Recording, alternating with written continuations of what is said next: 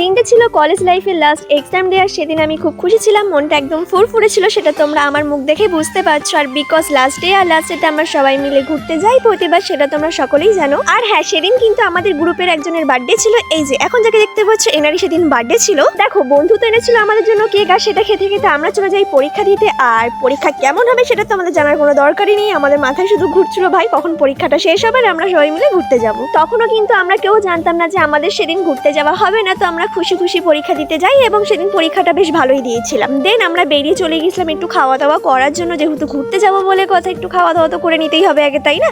তো যেমন ভাবনা তেমন কাজ, আমরা চলে গিয়েছিলাম সোনা হোটেলে খাওয়া দাওয়া করার জন্য। সবাই খেয়েছিল সেদিন বিরিয়ানি, বাট আমার সেদিন নিরামিষ ছিল, তো জাস্ট আমি একটু দই খেয়েছিলাম। তো খাওয়া দাওয়া কমপ্লিট করে তো আমরা বেরিয়ে পড়েছি। আর এই সেই মুহূর্ত যখন আমরা বুঝতে পারি যে হ্যাঁ, আজকে আমাদের ঘুরতে যাওয়াটা ক্যান্সেল হয়ে গেছে, তো সেটা আমাদের থমনাগুলো দেখেই বুঝতে পারছো আমরা কতটা দুঃখ কষ্ট পেয়েছিলাম। তো যাই হোক, ভিডিওটা এইটুকুই, তো বাই।